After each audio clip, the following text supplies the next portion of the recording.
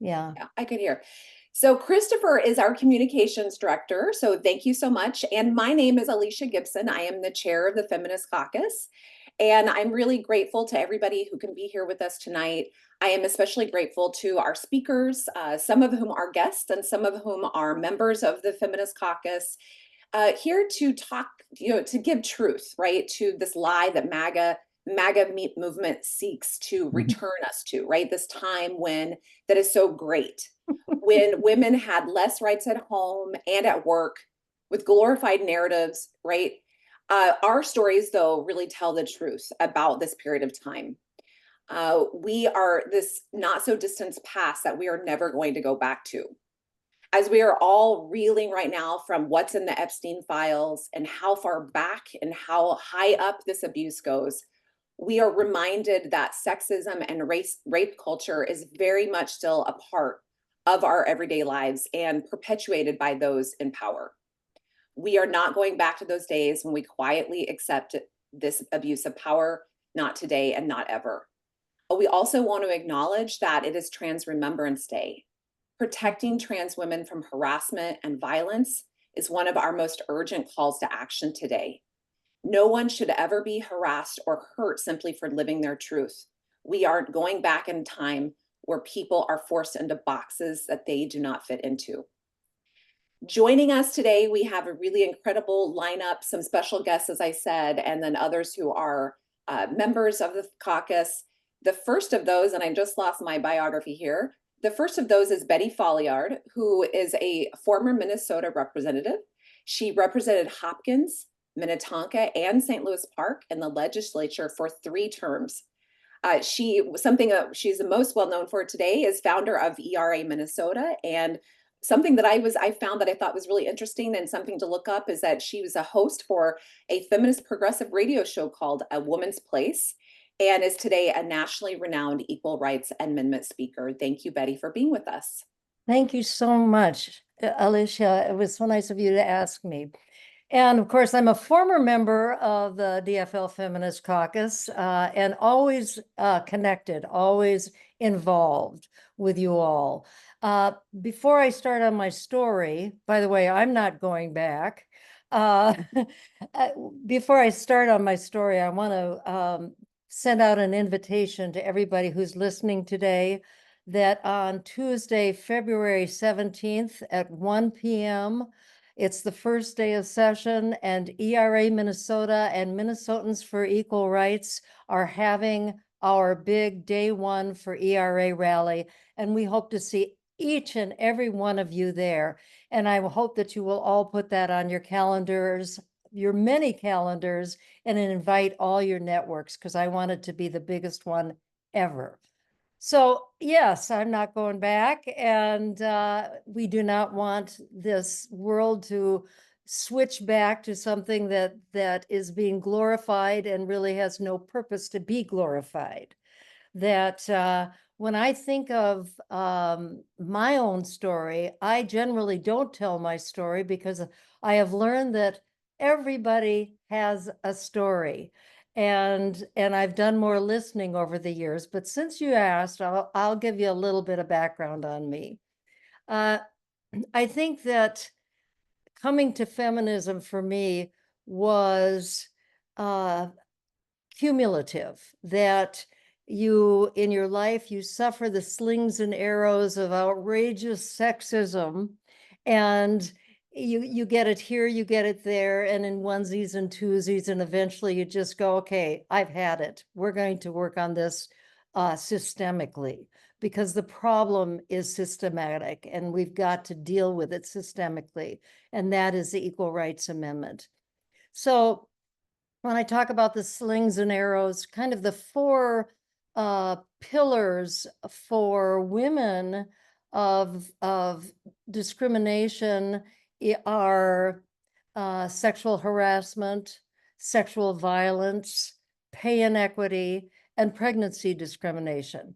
Those are basic ones. And so when we talk about pregnancy discrimination, it actually goes into all of bodily autonomy, pregnancy outcomes, and pregnancy discrimination. So It's a very broad swath. But so for me, it started very young. For some people, it starts with the words, "It's a girl," when you're born. And already there are expectations that have been either lowered or they've become more extreme because you are female. But over the years, as a young person, I heard oftentimes, "You can't do that, you're a girl." Now, that's something that's been taken out of the vocabulary a lot in schools and in our society now, but it's still there in the background. And in school, in junior high school, that's where we started really being tracked. So the boys were tracked into auto mechanics and the girls were tracked into home economics and choir. And so already there were tracks on which we were guided in our life. And this steady drip, drip, drip of uh, sexual harassment and sexual discrimination just continued in college. I went to Stanford University. And in my freshman year, I played Susan B. Anthony in a play. But she was portrayed as a crazy woman in a theater of the absurd play. And I played a rape victim in my freshman year in a Tennessee Williams play. And it just was more normalized at that time. But by my senior year, I was raped. And so as a survivor of rape, I don't think of myself as a victim. I think of myself as a survivor. It was one of those extremes that just were created such indignity. Um, in my first job in the big city in Chicago, when I took a year off from school, I was immediately paid less than the gentleman who came in with me at the same time, who was a year younger than me, because his family, he would have to support a family someday. That was the words that were used.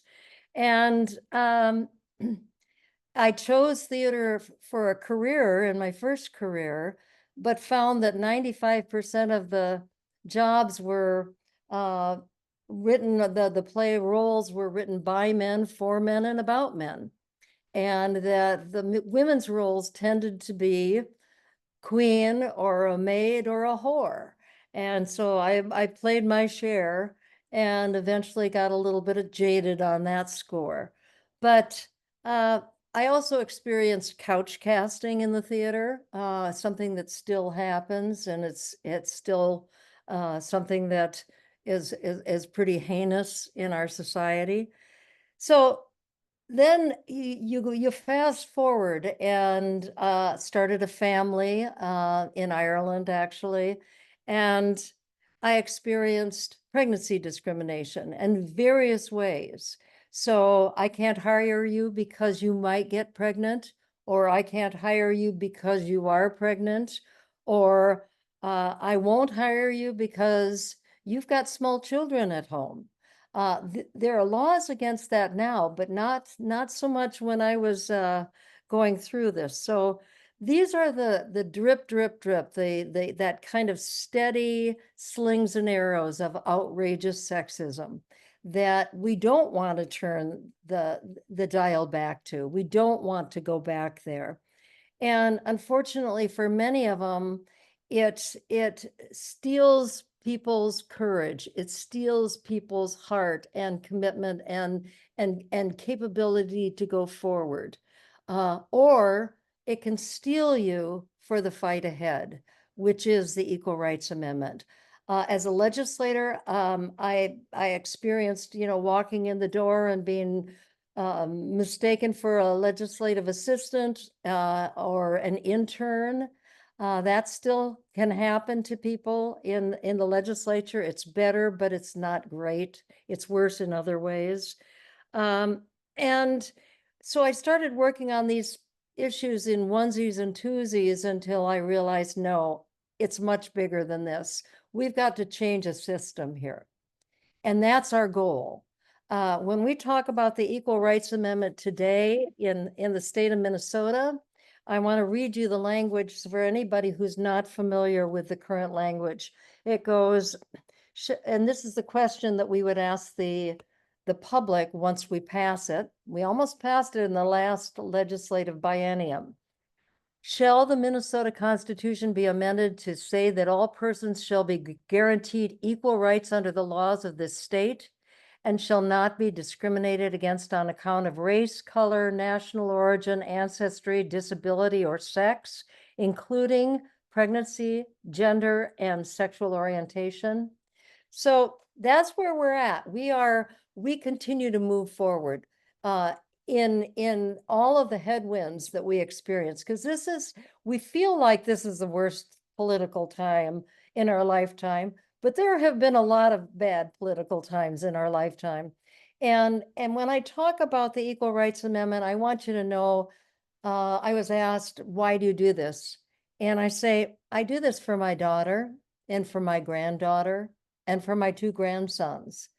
I also do it for the next 7 generations so that they can live a fulfilled entire life to be able to reach their potential. And finally, I do it for my mother, because as bad as it was in my lifetime, and I'm in my 75th year of life, I'm 74 years old, and so in my 75th year of life, as bad as it was for us, it was worse for my mother. And so that's why we work on these issues. And with that, I'm going to stop and let somebody else talk. But I thank you for listening to my story. Oh, last thing is the first thing. February 17th, Tuesday, first day of session. Show up. We're going to be there at 11:30 doing visibility in front of the House and Senate. So I invite you to come at 11:30, and then at 1 o'clock, the biggest ERA rally we've ever put on. So hope you'll join us. Thank you. Wow, thank you so much, Betty. We are really grateful for you, grateful tonight, but grateful for every day and all the things that you've done. I actually get emotional thinking about it. Thank you so much. Our next speaker is going to be Angie Craig, and we're just going to give her a moment to get on because she is, scheduling us in some very busy times for her. I do want everybody to know that we invited both Peggy and Angie, and Angie could put it in her schedule, but unfortunately did not fit for Peggy. And here is Angie Craig. One thing we know for sure is that we are going to elect a woman again to Senate in 2026. And we are thankful that Angie has stepped up to run. Angie started her career as a newspaper reporter and worked her way up over 20 years, eventually leading a workforce of 16,000 for a major Minnesota manufacturer. When elected to represent Minnesota's 2nd Congressional District, she was the first openly gay mother elected to Congress, the first woman to represent the 2nd, and the first openly gay person elected to Congress from Minnesota. She is now running to represent all of Minnesota as our next senator. Thank you so much for being here, Angie. Well, Alicia, thank you so much for that introduction. You can all see I'm kind of like in this little space in Washington, coming to you from DC tonight. I call it the circus that I work in on the U.S. House side. And I just left my friends Betty McCollum and Kelly Morrison. So I am so happy to serve with such strong women in the U.S. House of Representatives today. Let me just, since I know she's also here, Betty Folliard is one of my heroes in Minnesota. Let me just start by saying, Betty, it's an honor to be on the resolution that would remove the deadline for ratification of the ERA as a member of Congress. And I'm just so proud to call you my friend, and thank you so much for everything you've done to help keep us on track until we actually ratify the Equal Rights Amendment and make sure in this country women have equal rights across our nation. Many of you know I've been in Congress since 2019. In fact, that district had been in Republican hands for 3/4 of a century when I decided to take it on in 2016 the first time. And I don't mind saying, as a woman, that I didn't win my first race. We lost the second district by 17 percentage points in 2014. And a lot of people thought I was absolutely crazy to run in 2016 for the second district of Minnesota. Most people didn't think any Democrat could win the second district, but they really didn't think a woman could win the second district. And they also didn't think that an LGBTQ person could win the second district in Minnesota. And so it's been the honor of my lifetime to have all those haters and naysayers hold my beer while we've not only won the second district of Minnesota, but I'm also the first Democrat to hold that district for more than 2 terms in the history of the state. I'm in my 4th term in Congress. I just want to say thank you for every single one of you tonight for being here. It would be really easy at this moment in time, as we're facing this authoritarian Trump administration, these people who have shown themselves just to be the worst of the worst, literally attacking our democracy as well as our grocery prices every single day. It would be really easy to give up and just say to hell with it. And I'm glad you're here. Many of you, if you've seen me run over the last 4 years, know that I have leaned into reproductive rights in my congressional district, but also in every single one of my races for the United States Congress. I have literally taken a Republican congressional seat, lean into equal rights, lean into reproductive rights for families making their own damn healthcare decisions in this country. And by the way, I also voted against the NDAA the last time it came up because it took away healthcare for our trans military members. If anyone is ready to risk their life for this country, you bet I'm willing to give them their own damn decision about what kind of health care that they need. So I just want to say to all of you, I'm so grateful. Like so many strong women on this call, like Betty Folliard, strong women. I come from a family of strong women, and that is what has made me who I am. My mom was a single mom who raised 3 kids with the help of my grandmother. My mom went to college at night for 9 years, one community college class at a time, one junior college class at a time. And my grandmother went back to work in a union shoe factory to help raise us, to help my mom become a public school teacher in this country. So everything that I do, has been a little bit from a fighting posture in this country. And that's why I ran for Congress the first time. I worked my way up to a senior leadership position on what was a startup company in Minnesota to help lead it, one of only 2 women on the senior leadership team at the time. Many of you professionals know just how difficult that can be to be the only woman around. But I did that and then stepped off in 2015 to run for Congress for the first time because I believed that we could do better than John Klein in the second district. And I ran again in the second district because I knew we could do better than Jason Lewis in the second district of Minnesota. I've had to fight for a lot of things in my life. My wife and I had to fight for the right to even be able to marry. I had to fight for the right to adopt my oldest son, Josh, who's 28 years old now and has a kid of his own. And I had to fight for the second district of Minnesota over and over and over again. In fact, Republicans have spent around $50 million over the last decade in the second district trying to take me out and take back this congressional seat. And I've been so proud to represent us and in every single cycle actually win by more. I was able to hold the second district in 2024 by 14 percentage points. I won by 14 points in a district that leans Democrat, by 3 percentage points. As I run statewide, I meet so many amazing people. And frankly, I'm not running against anyone in this race. I think it's a beautiful day in Minnesota when two women who have been successful in their own right get to run against each other. Men have been doing this my entire damn life. And so we should be grateful and we should celebrate the fact that we have two women running. But in my run statewide, I'm running statewide. Obviously, we're going to spend a ton of the time in the Twin Cities, but this is the Democratic Farmer Labor Party, the Democratic Farmer Labor Feminist Caucus. And we have to reach out to everyone and everywhere across the state of Minnesota when we run statewide. As the top Democrat on the House Ag Committee right now, the way you get that job is you run and you ask your colleagues to name you the top Democrat to lead a committee, to lead a committee staff of 15 or 16 people, in addition to your what's called personal office staff. And I'm so honored to have had my colleagues choose me to do this job at this moment in time.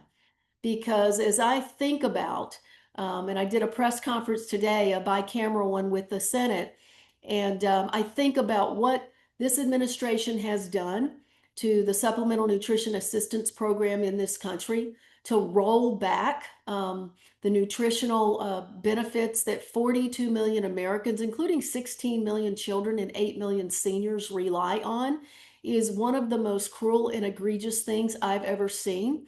And to have them use hunger as a political weapon during a government shutdown, which, by the way, I didn't agree with those senators and would not have been one of those senators who would have caved at that moment that they caved.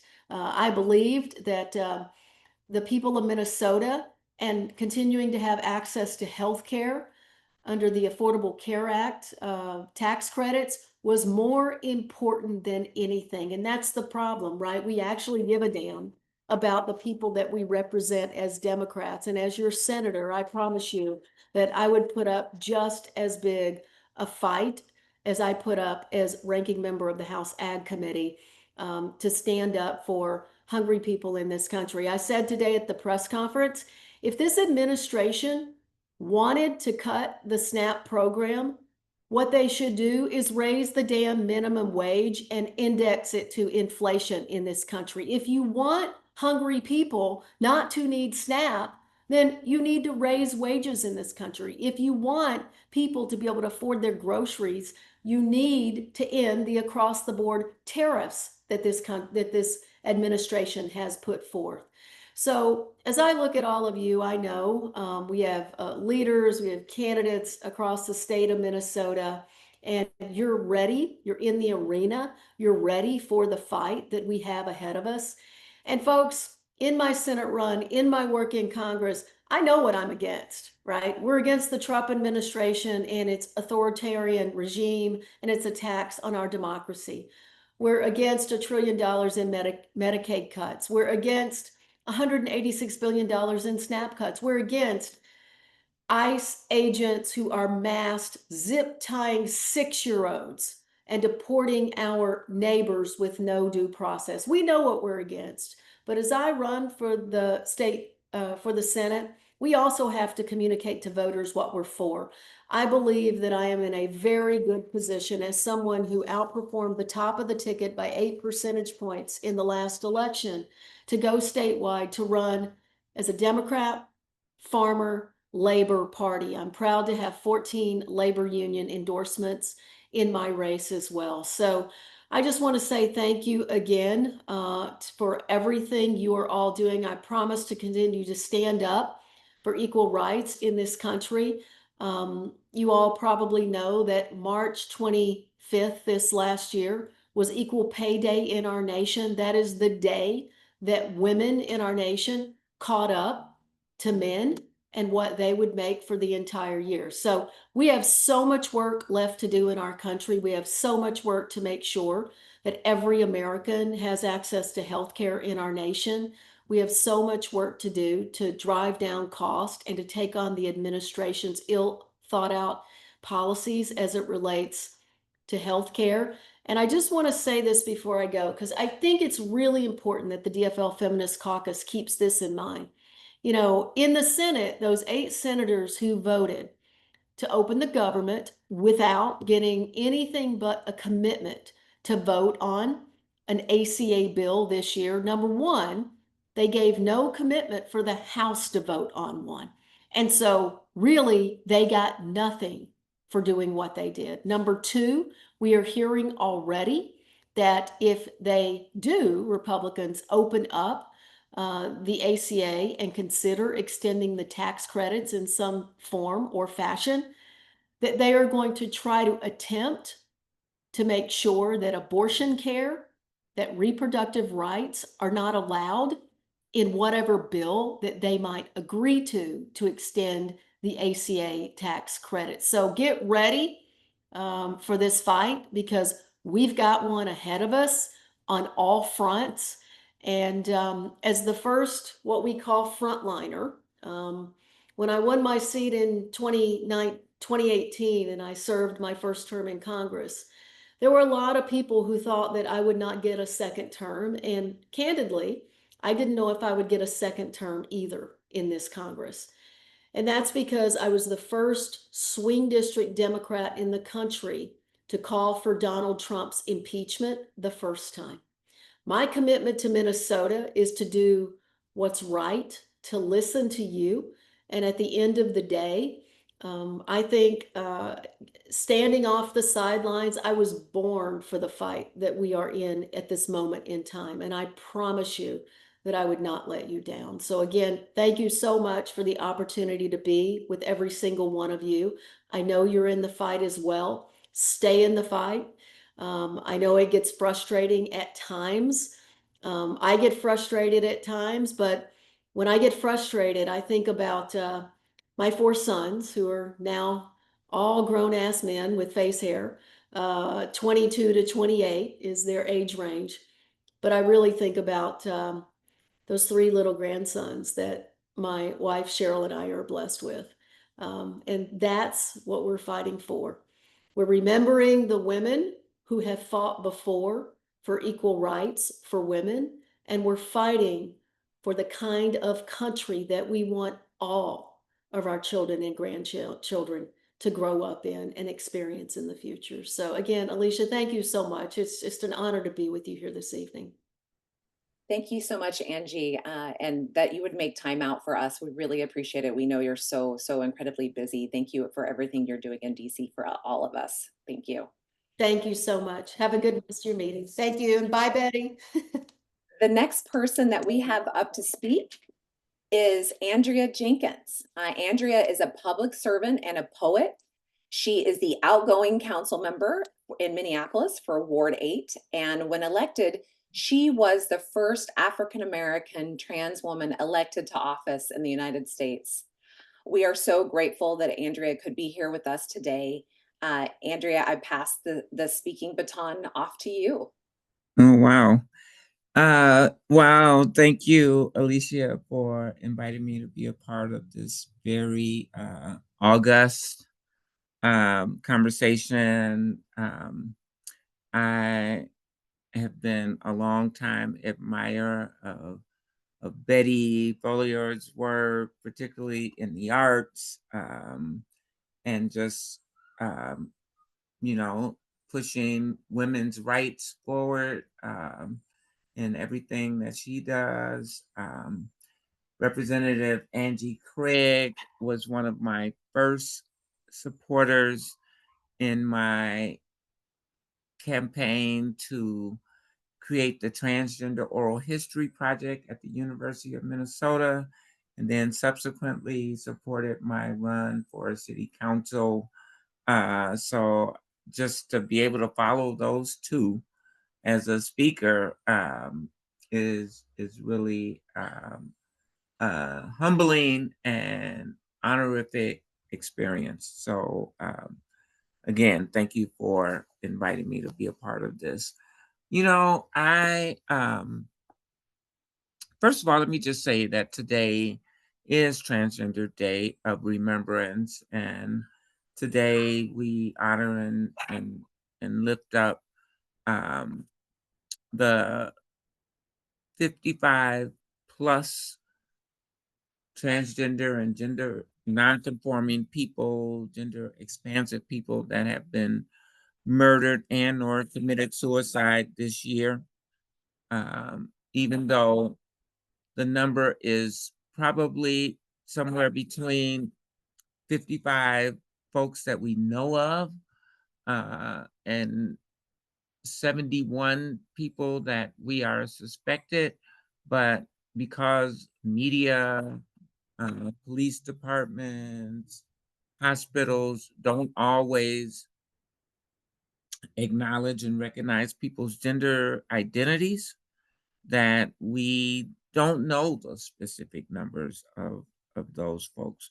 But what we do know is that it is primarily Black and brown transgender women who are unfortunately represented each and every year when we read off those names of the deceased individuals. And so today on the City Council, I had the distinct honor for the past 8 years to bring forth a resolution honoring Transgender Day of Remembrance and recognizing and inviting trans and gender nonconforming people to join me in City Hall and be a part of this recognition. And then subsequently, I was at Hennepin County for a vigil and an event that was hosted or jointly sponsored by the city of Minneapolis and Hennepin County. And so here I am with you guys tonight. And, I think that, as Representative Craig mentioned, and I think Betty mentioned this as well, that the struggle for human rights, the struggle for women's rights, the struggle for reproductive rights are a shared struggle with all women and transgender and gender nonconforming women in particular, because what it really is about is bodily autonomy, right? Who has the right to make decisions about their own bodies? And so thank you, Betty, for being on the front lines of that issue. Thank you, Representative Craig, if you're still on the call, for being a part of that um, uh, mission and journey. You know, I was trying to find an essay that I had written in 2019. I was invited by the New York University and the Park Avenue Armory in New York City to be a part of an exhibition of 100 women writing 100 or creating 100 art pieces about the 19th Amendment. And I could not find my essay. I really wanted to share it with you guys. I think it really speaks to this moment. And it's so interesting because the issues that women were fighting for back in 1919 are some of the same issues that we are fighting for today. And it's really disheartening that we are still on that battlefield. And the reality is now we're fighting to maintain the few wins that we have already achieved, instead of putting those energies towards expanding the fight to include universal child care payments, universal health care payments, um, you know, fair wages, even as the Congresswoman mentioned. And so we are on this battlefield, and I'm proud to be on battlefield with you all and be a part of this fight. I want to take a moment to share a few poems that I feel like sort of speaks to this moment and marries those two ideas. The first one is called Mistaken Identity. And in 2024, I had an opportunity to be a mentor to about 18 young trans writers from all around the country. It was a virtual program. And we put together a book, and I published this poem in the book called Trans School, Volume 1. The poem is called Mistaken Identity. Sitting at the foot of a Joshua tree, watching the closer on my phone. Thought I was Lucille, always singing the blues. Thought I was on another planet. Everything was so spaced out. Thought I might be a plant myself, always being uprooted. Just when it appeared comfort and comeuppance was on the verge. Thought I was Marvin. Whoa, whoa, mercy, mercy me. Dave Chappelle thought I was a carpetbagger, an imposter, an impossible burger.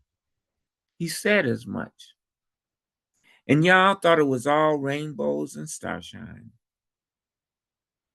Thought I was stronger than that, but they keep on attacking me. Thought sticks and stones would break my bones, but words would never hurt me.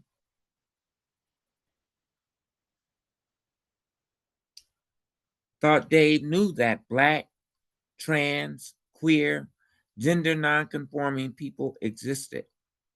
Been here since the slave ships, on the front lines of all the movements. The movement you said you were jealous of. The movement that Marsha P. Johnson and Sylvia Rivera started. But you pay it no mind. I thought Dave was a feminist. Turns out he's hashtag Team TERF, trans, exclusionary, radical feminist. Thought he was a philanthropist, but the young people at Duke Ellington High School in Washington, D.C. said, hold on, Dave, you got some explaining to do. Jon Stewart said, I know Dave, he's a good human being. I know his heart. But this ain't about Dave's heart. We just want the violence to stop. Thought I was a human being. Guess it was a case of mistaken identity. Stop killing Black trans women. Thank you. Thank you. And if you guys might indulge me in just one other poem, it is a poem about a woman, an artist. Her name is Amy Sherrill. And Amy Sherrill had the distinct honor of being commissioned to paint a portrait of the First Lady, Michelle Obama, which is now hanging in the National Portrait Gallery. She also painted a portrait of Breonna Taylor, who was murdered by the police in Louisville, Kentucky.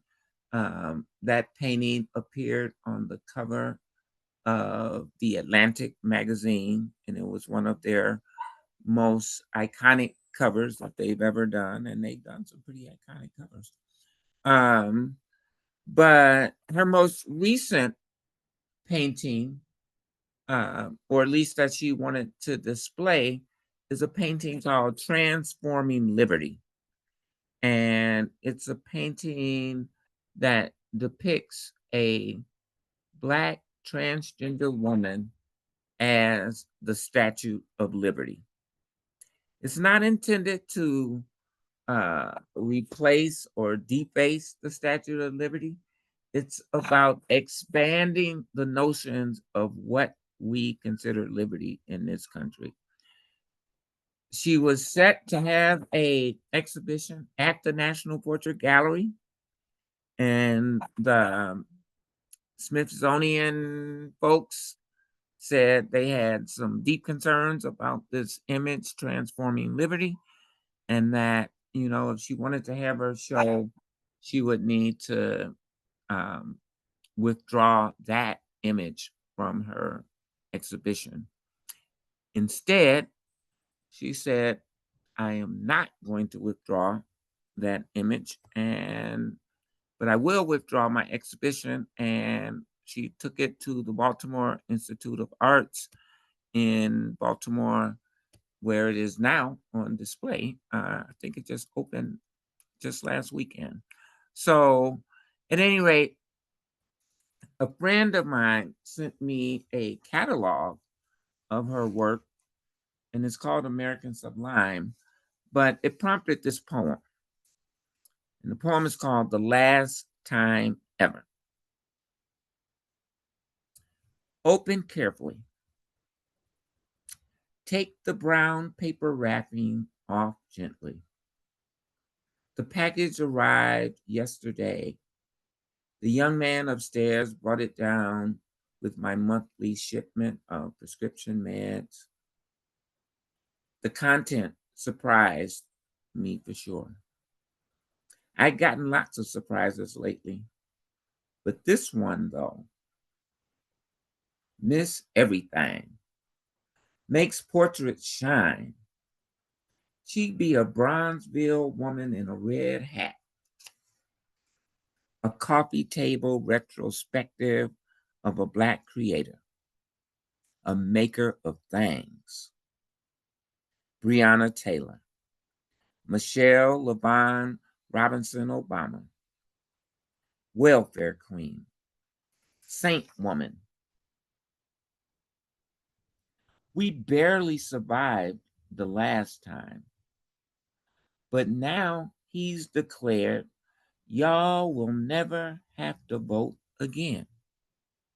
Trust me, I got it all sold up. Is this the second Reconstruction right before our eyes? I carefully removed the brown paper wrapping. American Sublime. Amy Sherrill. My mentor, Elizabeth Alexander, wrote the essay by the same title. Listen, she is out here transforming liberty, and trans existence is not up for debate. Here forever. Thank you. And thank you again, Alicia, for inviting me to be a part of this discussion. I believe in the work that the DFL Feminist Caucus is doing. I will be showing up on day one for the ERA passage. And you're right, we almost did pass it. And, you know, I thought Virginia was going to get it done, but didn't quite happen. They keep moving the goalposts is what is happening. So we got a lot of work to do, but I know that we can get this done. Thank you, everyone. Wow, Andrea, you're such a legend. Thank you so much. And I'm looking forward to seeing you soon. Again, some other organizing space or teaching space. Yeah. And we keep working on it. So thank you so much for being here. You're All very right, our welcome. next speaker, our next speaker is Mary Paddock. Mary is a communications professional with extensive background in higher education, K through 12 education, healthcare, and government. She is an experienced writer, editor, and speechwriter. And importantly, thankfully for us, She is a founding mother of the DFL Feminist Caucus. Mary, thank you so much for being here with us tonight. Thank you, Alicia, for this opportunity, and I'm glad to see everybody else here as well. For young women today, I think women's rights have simply always just been there. They're like an institution. They're like parents to a young, much younger person, a child. But these rights, as others have pointed out today, have not always been with us. Consider that not until 1965 were contraceptives legal, and then only for married women. Unmarried women got the right to contraceptives in 1972. Abortion rights came in 1974. Women's employment opportunities were very meager in some ways. They were expected to work as secretaries, nurses, teachers, or in service jobs. In fact, if you went to the want ads in newspapers, you would see that positions were advertised in separate columns. There was one column for help wanted men and another for help wanted women. There were virtually no women's sports. This is all in my lifetime. There were no battered women programs. Childcare was virtually non-existent. If you were married and you didn't have a credit card without your husband's approval. If you had lunch at the Minneapolis Club with Joan Mondale, as I did one day, you had to come in the back door. There was no such thing as pay inequity. You got what you got and you shut your mouth. If somebody grabbed your boob, you were just out of luck. There was no recourse. In my lifetime, these things have changed, but those changes did not come easily.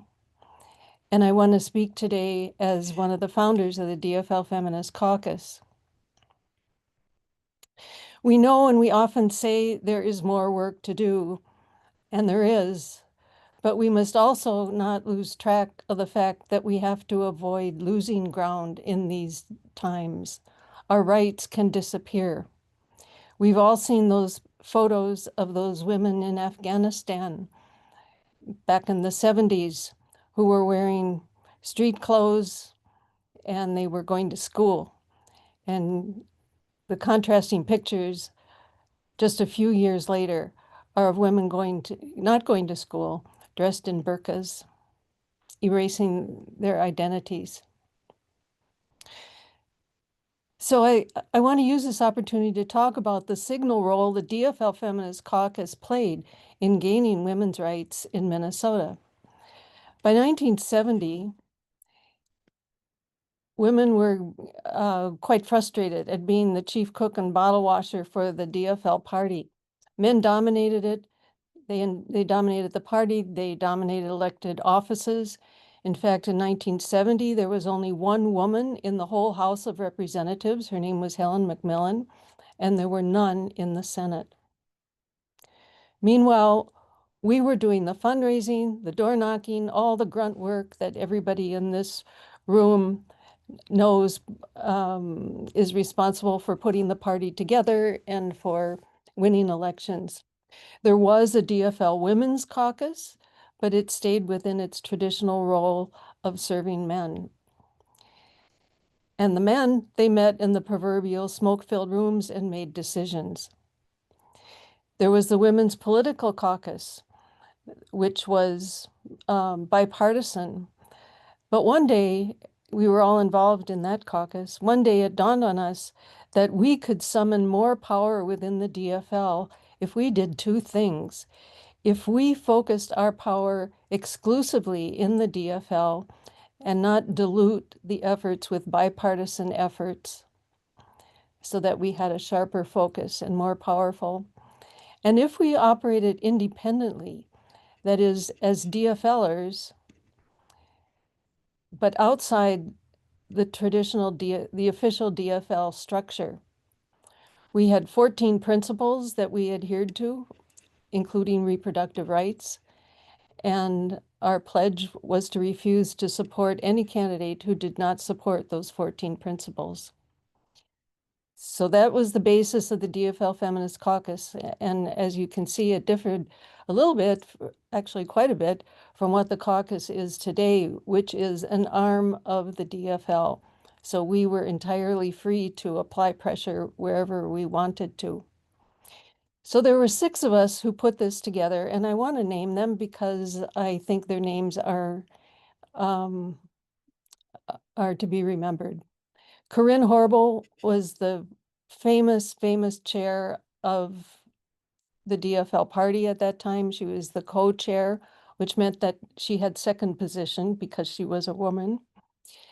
She went on to be a member of the Democratic National Committee. She was a friend of Gloria Steinem, and she was known nationwide. She was our chair. Jerry Rasmussen was probably the leading opponent of abortion rights in Minnesota.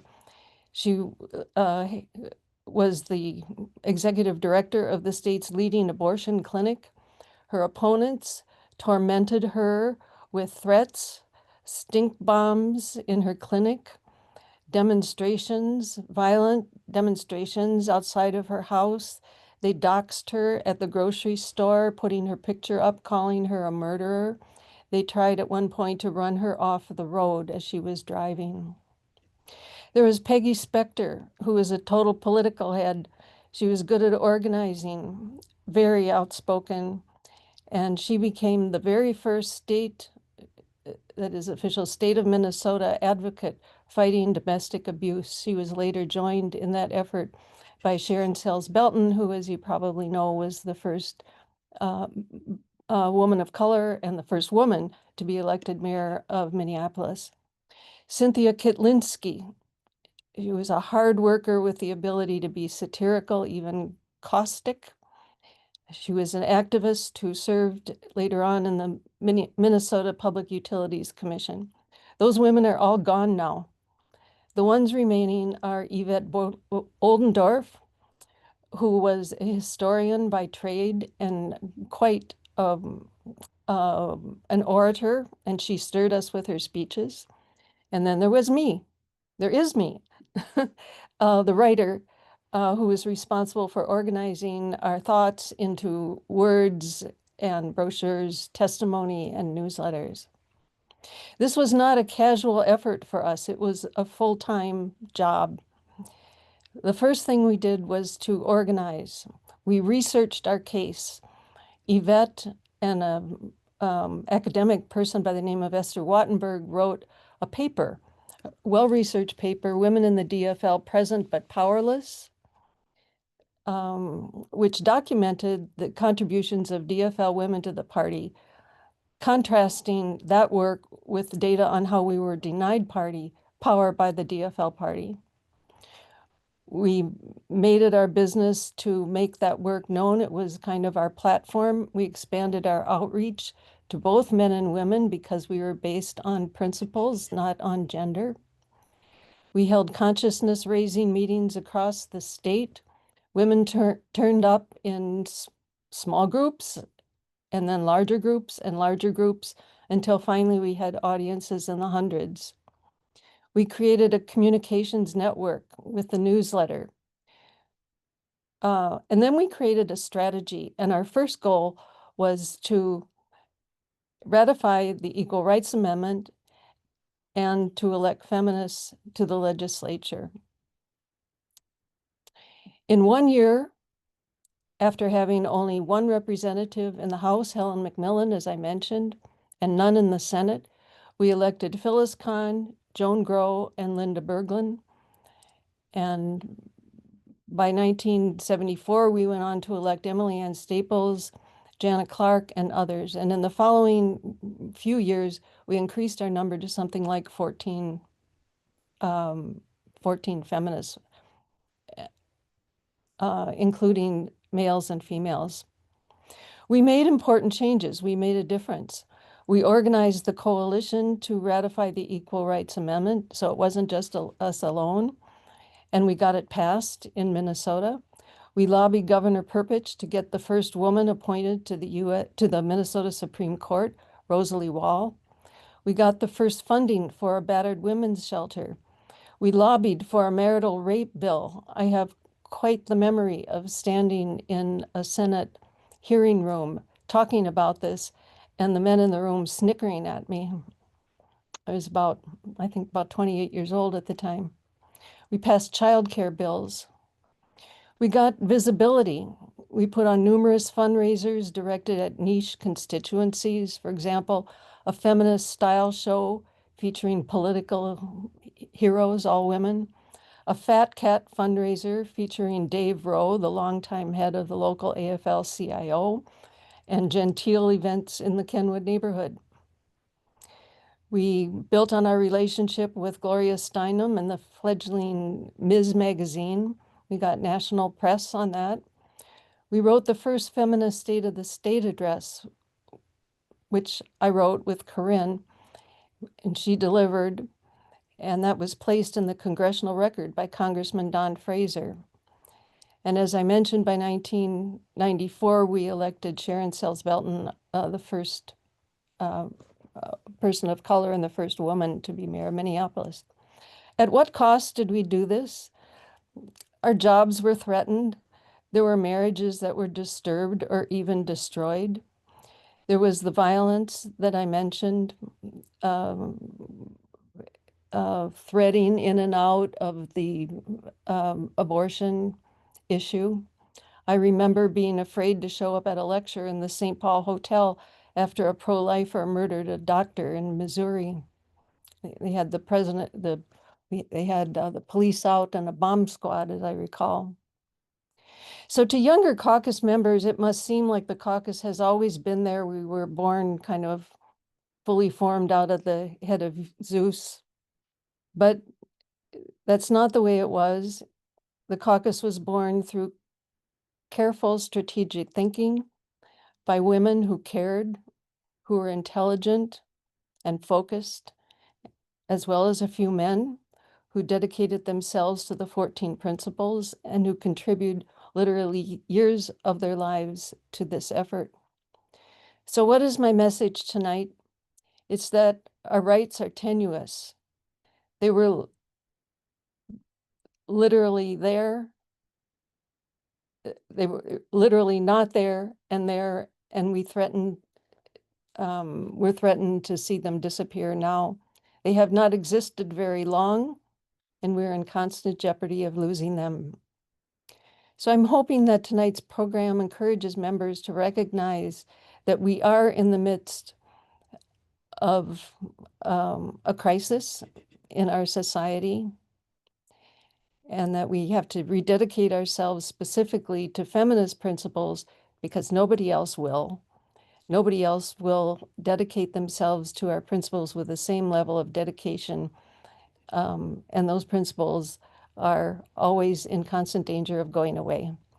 So thank you. Thank you, Mary. Wow, I had not heard, the full story of how we began, and this is one to keep. This is one for the record books. Thank you so much. We really appreciate you, and we are so happy that you are still with us. Thank you, Alicia. All right, we to people who are watching, we are just a little bit behind, but it's okay. If you have to go, we are recording this and we will send it to everybody who signed up so that you can watch this later. In fact, we're going to ask that you do share this widely with everybody in your networks. We have 2 more speakers, 10 minutes or so each, and this is just turning out to be even more beautiful than I could have possibly imagined. So I'm really excited that we have both Martha Holton Dimmick and Kathy Coyle yet to come. Martha Holton Dimmick started her career as a nurse and a single mom. Mid-career, and the courage that this takes, Martha, she decided to change course and went back to law school. And after that, she worked as a prosecutor for Hennepin County, and eventually she retired as a judge for Minnesota's 4th Judicial District. Thank you, Judge Martha Holton Dimmick, my friend, for being here. Oh, I don't feel like I'm in the right group with all these stellar women. I feel like I'm underrated. I'm going to have to really, make myself seem more important than I really am or ever was. I look at this from a different approach, okay? As a Black person, okay? You know, women's issues didn't really affect me. When I walk into a room, the first thing people are gonna see is my color. So that's where my struggle is. And I don't like what's happening with the new administration in terms of rolling back all of the kudos and all of the accomplishments the Black community has done and fought for years and years and years and years and years. I grew up during the Civil Rights era. I went to an all-girl Catholic high school, and I was very athletic, although I was not turned on by playing half-court basketball against other girl schools, shooting underhanded. I mean, that just was like, oh no, I can't do that. And when I see where athletes have gone, athletics has gone for women, I'm living vicariously through all of the basketball players that are on the front line in the links. I'm just so jealous because that's what I wanted. And of course, we didn't have it then. I was 19 years old and I was getting ready to go to Marquette to become a psychologist, and I got pregnant. When I went to the hospital, it was a Catholic hospital, and the nun that walked me to the lab tisked me all the way there. She just was, you know, and just made me feel ashamed to have my my pregnancy test done. And when I went to the same hospital to deliver my daughter, one of the nurses came into my room when I was in pain and going through what we go through when we deliver a child. She told me to shut up and be quiet. And so that really hurt my feelings. I did have my daughter, and I got married under pressure from my family because at that day and age, you know, they would refer to your child as a bastard or not legitimate. And I'll be damned if I was going to have that label placed on my daughter. So I got married, entered into a very abusive relationship, and I got away from him a year after I was married and took care of my daughter on my own. It was very difficult. I didn't have a car, and I decided, since I was a nursing assistant at that day and age, and I relate to all of those of us who are over 65 or 70. In that day and age, you became a teacher, a secretary, or a nurse. And I was a nursing assistant, so I decided to go to nursing school. But I had to do a fast route. I went to an associate's degree program at a junior college. I got my associate's degree, went back 2 years later and got my BSN. In the meantime, I swallowed my pride. I would not go home. My father was very upset with me. And I went down to the welfare office and I got on aid for dependent children because I was only working part-time. I wasn't ashamed of that. I knew that was my only recourse. And so that's what I did. My daughter had to be potty trained before she could get into daycare. None of this 6 weeks old stuff. She had to be toilet trained. So I got her toilet trained at 15 months and got her into a daycare. I would get on the bus, take her to the daycare center, get off the bus, go to school, take another bus to go to school, get back on the bus, and then go pick her up and then get on the bus again to go home. I'd study after I put her to bed. I did this for 3.5 years. And then I finally had a job as a nurse. I was one of 2 Black women in my nursing school class, and one when I went back and got my BSN. Black nurses were not they didn't exist when I was growing up. I was a rarity. Most of the Black women who worked in the hospital were either LPNs, nursing assistants, or they were part of the cleaning staff. And so that was my experience. I decided after 14 years in nursing to change my career because the hospital that I worked for closed. And I needed to do something different. So I always wanted to go to Marquette. So I decided to apply and I got into law school. When I graduated, during the period of time that I was in school, they had these minority recruitment conferences so that you could participate and have these law firms and public law practices, review, your application, interview you, and then decide whether or not they were going to offer you a job. I went to a number of them enough to think that at that time, they were doing window dressing. They weren't serious about hiring people of color. They just wanted to make sure they showed up.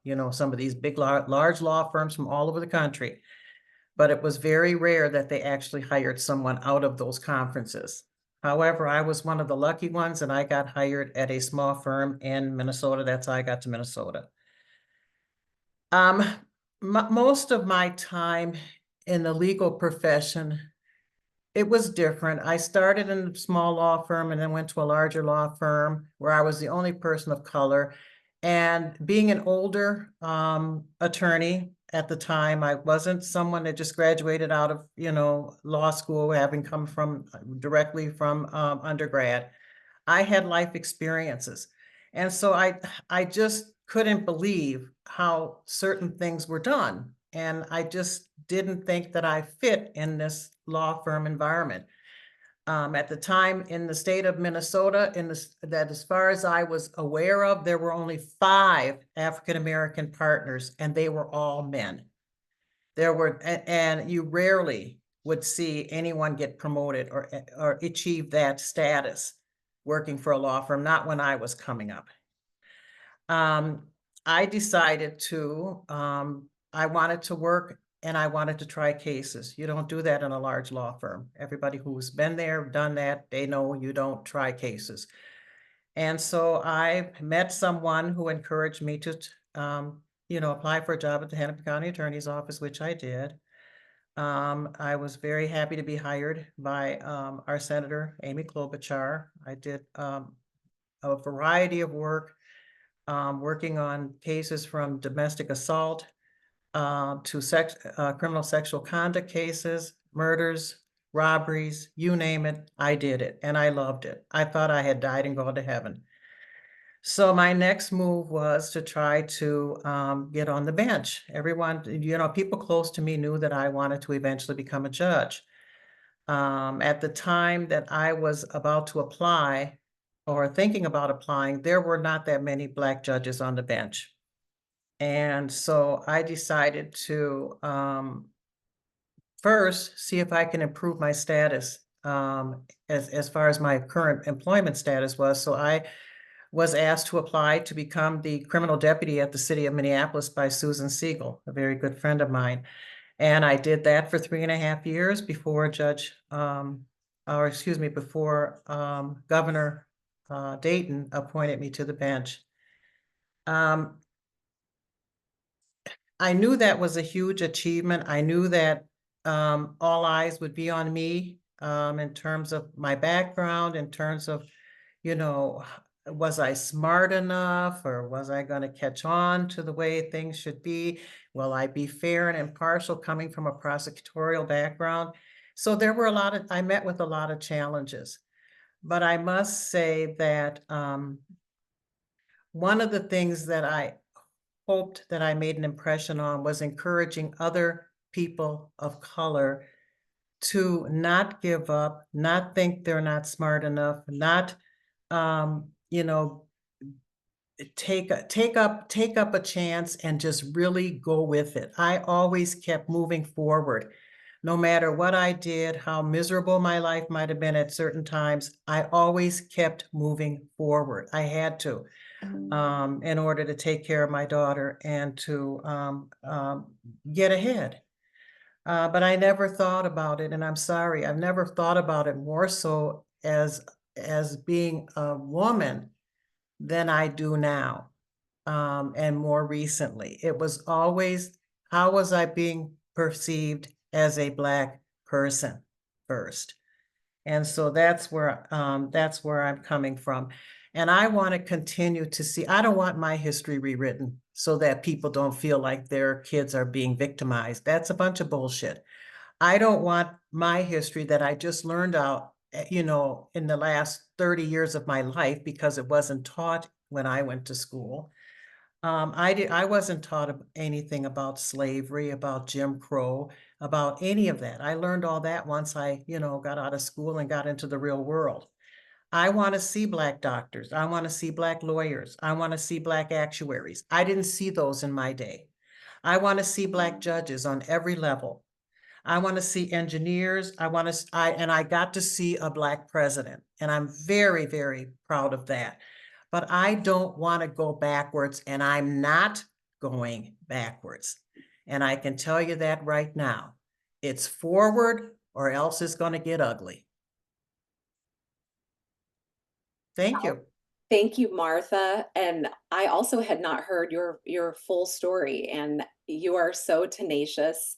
And thank you for bringing that really important perspective to us. That's really important for feminists to hear, how people of color have experienced things and how Black women have experienced this world too. So thank you very much. You make us better. Thank you. Okay, thank you. This was wonderful. Thank you. Our last speaker, last but not least, I placed her here on purpose. I knew she would be able to lead us out. Kathy Coyle, she began her television broadcast career in 1973 as a reporter photographer for the NBC affiliate in Fargo, North Dakota. Her TV career expanded over 23 years, earning her the title of the first primetime anchor woman in the Fargo market. No small feat. Thank you so much for being with us tonight. Okay, I think I'm unmuted, right? Can you hear me? Okay. I back time a lot in broadcasting, so I've been paying attention, and I've had friends saying, Kathy, when are you going to be on? Okay, friends, I hope you're still there. I started my career in 1973. I thought I was going to be a teacher and a guidance counselor and a track coach. I came from a track background. I was fifth in the nation when I was 17 years old, which was very uncommon. One of the speakers mentioned there was no sports. Well, there wasn't more at high. We led the state. We won the state tournament. I didn't realize that it wasn't sanctioned by the high school league until recently, now that people are starting to write books about it. But evidently, when I competed at the U of Minnesota, it was a club.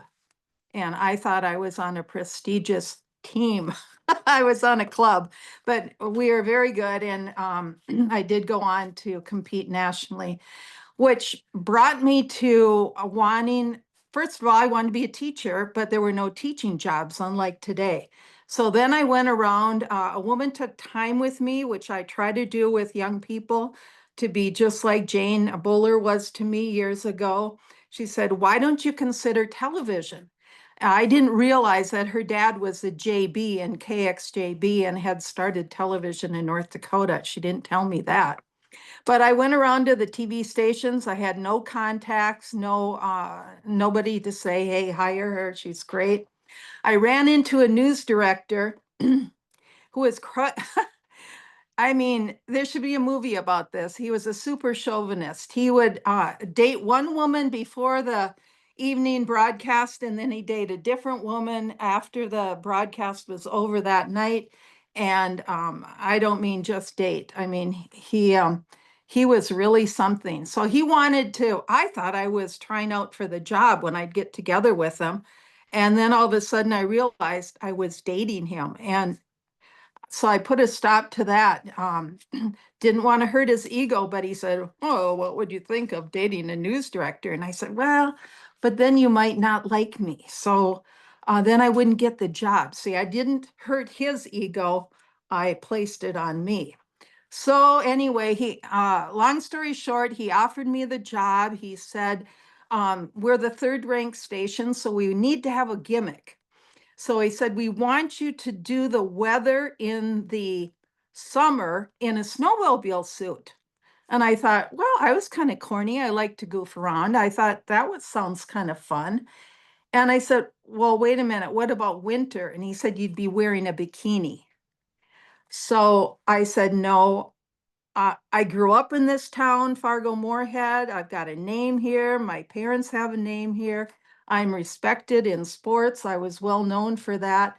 I said, no, I'm sorry. So I thought television was out of my my future, but then he turned around and he decided to hire a man fully clothed to do the weather, and he hired me to be a news reporter and photographer. Same day, he hired a man to do the same job I was doing. We worked together a lot. That guy got paid $565 a month. I know that's not a lot, but I'm telling you on purpose, so you'll go, what? And I was paid $400. So 400 compared to 565. I had a college degree, the other guy didn't. But he was bait for the news director because they'd go out on looking for women, and Terry was really good looking. I mean, it was just, and that's the way I was learning. I thought, what if this is television? So I put up with that, and there was tokenism. There was one woman at each TV station. So I kept on applying at our competitor, didn't get hired, kept on applying, didn't get hired. Finally, Ann Clemenson left the Fargo market, and I got hired at the CBS affiliate, where I stayed for 20 years. In the meantime, there we are. In the meantime, Barbara Walters had co-anchored with Harry Reasoner. They hated one another, but she broke the glass ceiling, and I thought, boy, if it can happen on a national level, I bet it can happen in Fargo, North Dakota. And sure enough, in 1979, as you already saw the picture, I was chosen to co-anchor the news with Charlie Johnson, and every night at 6 o'clock. So it was a big deal. Billboards all over town, speaking engagements, the whole bit. So it was a really big deal. So that was 1979. That's a long time ago. Some of you weren't even alive. But then 6 years later, all of a sudden I was taken aside and told that they had hired another woman to take my job because she had more pizzazz. Well, it backfired on him, long story short, because I grew up in the eyes of the viewers. I mean, they were loyal to me. They had seen me go through all kinds of ups and downs in my life, and even more were going to come later. But anyway, I stuck it out 10 more years, started grad school, and that opened my eyes to all the possibilities. I'm trying to watch the clock here so I don't go over, but I ended up in academia, loved it, worked my way up. I was in agricultural economics. I was offered this job at a business conference. All of my steps have kind of in life have been volunteerism has led me to the next step.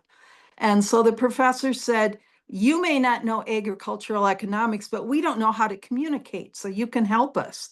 And so it was a good marriage that way. And I'll tell you, I was sitting by myself with my first computer at NDSU, North Dakota State University in Fargo, go Bison. And I looked at the computer and I looked up the university, my one of my first days there, and I saw the university policy that said, no discrimination allowed. I mean, I almost get choked up even telling you that now. I did get choked up after all that I had been through. And I'm not going into detail about all the other steps, but, it was a big moment. So, and then from there, the USDA, United States Department of Agriculture, Joe Folsom called from St. Paul and asked my professor, would you recommend somebody? He said, absolutely, I'll recommend Kathy. I went for the job interview thinking I didn't want it. It was a snowstorm, cars were in the ditches, but I thought this will be good for a practice. And then when the job comes around that I really want, then I will be practiced. But long story short, they helped me obtain my other goal, and that was to live at the lake, which some of you noticed the woodwork behind me. I live at Lake Melissa, and it's gorgeous, and I have white swans out on the water here, and it's utopia. So I just love it here. I was with the government for 16 years. They paid you in fame in television. They didn't pay you in money. So in the government, it may be boring compared to television, but they pay you in dollars. So I did that for 16 years and retired 8 years ago. And I've got to check the time. I've got 2 more minutes. I do want to say that in the USDA rural development, thank goodness, some woman who I don't know her name, I think she was from Tennessee, sued the USDA because they didn't let her be promoted because she didn't have an agricultural degree. But what we were doing was business development. And so she won her suit. And because of her, I was able to move up the ladder. I ended up with my doctorate from NDSU in communication. And I think it really upset some of the guys that the government rewards you for having a doctorate. Let's put it that way. So now in my retirement, I am fired up and ready to go. Every Saturday morning at 11 o'clock, we have about anywhere from 60 to 100 people demonstrating in Detroit Lakes. On No King's Day, we had 700. This is in a population of 9,000 people. So we think that that's pretty good. And I chair the Indivisible group here, and I'm also involved in the DFL. And I think that I'm probably reaching my limit here.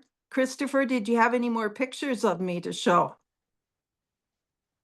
Kathy, don't worry about it. Like I said, this is being recorded and everybody will be able to watch it later if they had to leave. But yes. Okay, the woman in blue, photos. the woman in blue in the front row, Teresa Joy, no criticism of her, but she was hired because she had more pizzazz. I'm right behind her. No, I think I held my own. Don't you think I held my own? You didn't get the memo to wear blue. Well, the irony is, it's just like my track career. The older you get, I'm 75 now, and the older you get, the more publicity you get for what you used to do. Whereas when you were really doing it and getting up at 4 o'clock in the morning because I got, thrown into the early morning news to kind of banish me, but I didn't give up. I stuck with it. And I do want to mention to people in the Minneapolis area that when I speak to Minneapolis DFLers, I point out that I'm Brian Coyle's little sister. He lived to be 47. He died of the AIDS virus. And now I'm 75, so I don't know if I'm still his little sister or not, but in 1991, I lost both my dad and brother, and then my mother a couple of years later. So, I've been through a lot, but yeah, I threw a party for my 75th, and I told those Indivisible people, they are my family. You find family wherever you go. And volunteerism, I can't stress it enough for anybody considering it, and especially younger people. Do it. And don't just do it for, to get ahead or make more money or, make a name for yourself. Do it because you love it. And that's the real reason to do it. Thank you. Thank you, Kathy, so much. Thank you, everybody, for sharing your stories. The generosity of the vulnerability and these kind of raw truths is something that I really appreciate and I know is really valuable and meaningful. So thank you. I just have 3 things that I wanted to say. Number 1, to everybody who watched this either live or if you're watching recording, please share this widely. Please share it with your network, share it with young people, share it with people in the fight, share it with people who maybe don't agree with us, but maybe people who care about you and just want to understand why you have the thoughts that you have, why you believe in what you believe. We hope that these stories have inspired you this holiday season to tell your own stories, to ask people at the dinner table their stories, whether they agree with you or not. Maybe you will uncover something that will lead to a light bulb, that will lead to change. Most of all, we want you to know that as long as we stick together, right? As long as we believe in each other, and I'm emotional listening to all these stories, right? But as long as we work together, right, we're going to make it through this democratic crisis and we are going to win. Thank you, everybody, for being here, and good night.